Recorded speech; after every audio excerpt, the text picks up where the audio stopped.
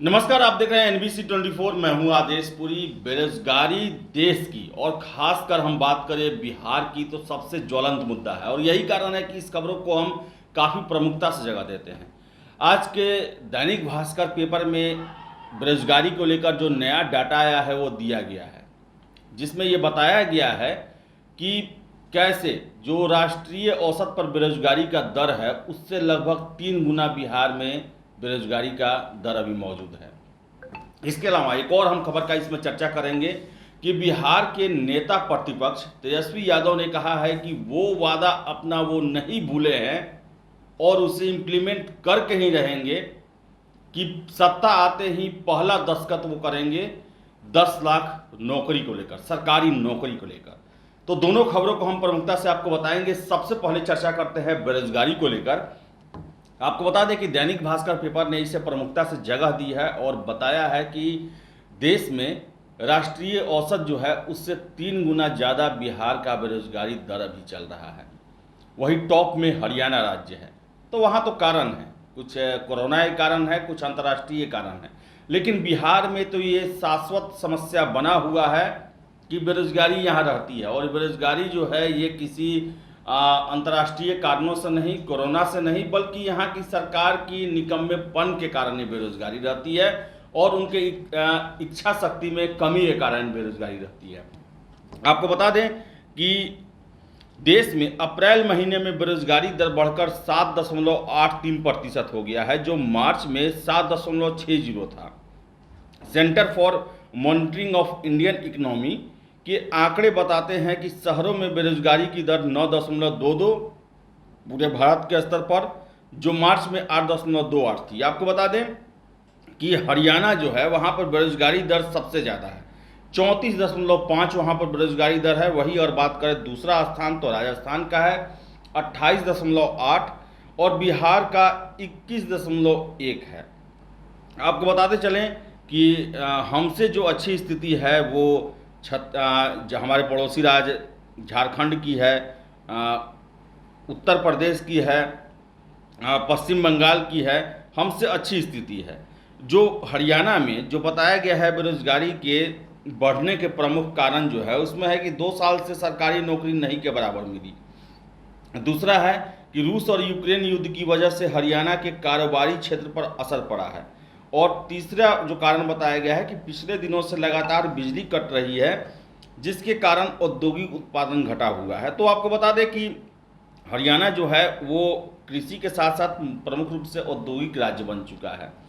उसके जो शहर हैं गुड़गांव, फिर से फरीदाबाद, फिर से बात करें रोहतक, करनाल, कुरुक्षेत्र, वहाँ पर इंडस्ट्रियाँ हैं और इस कारण जो है वहाँ का एक बहुत बड़ा जनसमूह जो है वो उद्योगों में लगा हुआ है। और कोरोना के कारण, वैश्विक समस्याओं के कारण वहाँ पर बेरोजगारी की दर कम हुई।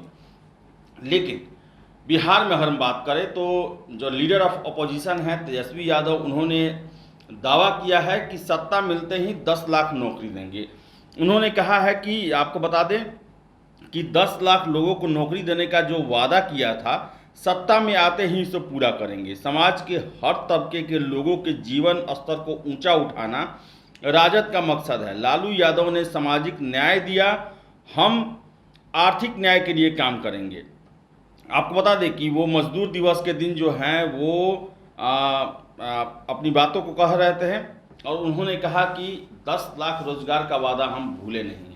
लेकिन वही अगर हम बात करें मौजूदा सरकार की तो इन्होंने इनसे 2 कदम आगे बढ़ के 19 लाख रोजगार का वादा किया था 2020 के विधानसभा चुनाव में।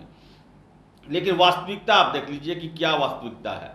शिक्षक बहाली, जो कि बहुत बड़ी बहाली है, 90,000 के आसपास बहाली होनी थी, 34 महीने काउंसलिंग चलता है, नियोजन का कार्य चलता है, फिर भी 50,000 पद खाली रह जा रहा है।